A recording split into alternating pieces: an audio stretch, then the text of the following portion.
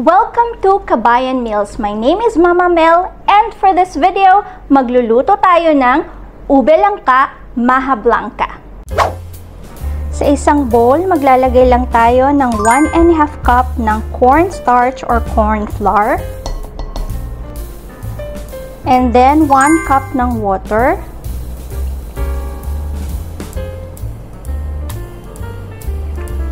And then, haluin lang natin hanggang sa ma-dissolve yung ating cornstarch. Ayan, pag na-dissolve na yung ating cornstarch, set aside natin for later. Ayan, sa isang pot, maglalagay lang tayo ng 1 can ng coconut milk,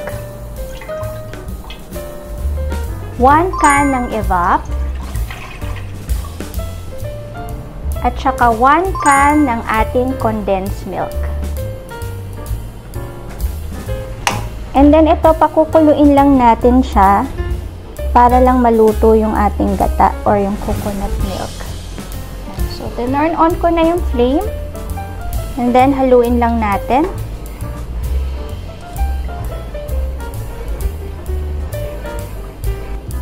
Yan. So, ngayon nasa medium flame siya. Hantayin lang natin kumulo, tapos mamaya hihinaan natin yung apoy. So, takpan lang natin para mabilis siyang kumulo. Ayan, pag kumukulo na siya na ganyan, hinaan na natin yung apoy. Tapos, ilagay na natin yung ating langka. Bali, ito nga palang ginamit ko ng langka, itong nakabote lang siya.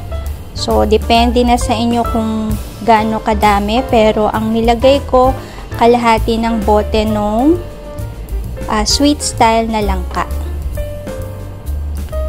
So, tikman nyo nga pala siya, no?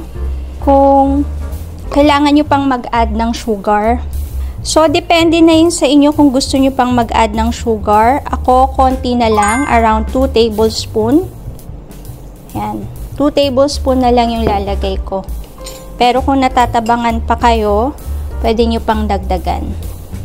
And then, ilalagay ko na rin yung ating ube flavor. So, ang gagamitin ko is 2 tablespoon. Yan, ng ube flavor. Para malasang-malasa siya. Yan, haluin lang natin yung ating cornstarch na tinunaw kanina.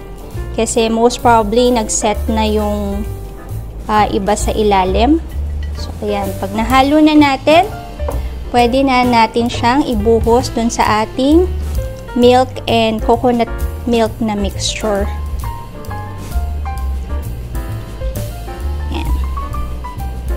And then, hahaluin na natin siya.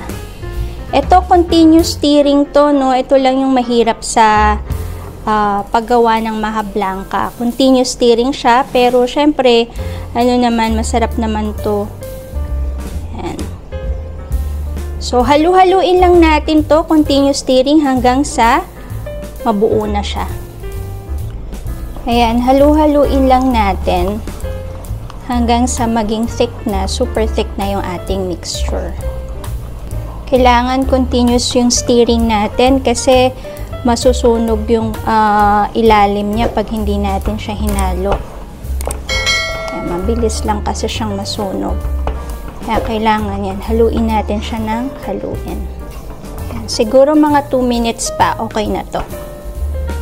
Ayan, so pag ganyan na malapot na yung ating mixture, ano na to, okay na to, luto na siya. Pwede na nating hanguin. Patayin na natin yung apoy and then i-transfer na natin siya sa ating container. So ngayon, ita-transfer na natin yung ating niluto kanina na maha blanca. Lalagyan ko lang ng konting oil yung ating pan. Konting-konti lang yung lalagay natin. And then, eto na yung ating mixture kanina. Transfer na natin siya. Make sure na mainit pa nga pala, no, yung pagkatapos yung hanguin sa kalan. Ayan, transfer na natin. Kasi kapag pinalamig nyo pa dun sa pot, hindi mo na siya matatransfer, magsiset na siya dun. Ayan. Simutin natin, sayang. And then, i-flat lang natin. And then, palamigin lang natin sa fridge. Mamaya, pag nag-set na siya or tumigas na siya, lalagyan natin siya ng cheese on top. Ayan. So, pag medyo malamig na siya, lalagay na natin ng cheese on top. Ayan. So, ready to serve na ito. Malamig na yung ating ube maha blanca. At ayan, nakagawa na tayo ng ube langka maha blanca. I hope you enjoy watching. Until next time. Bye!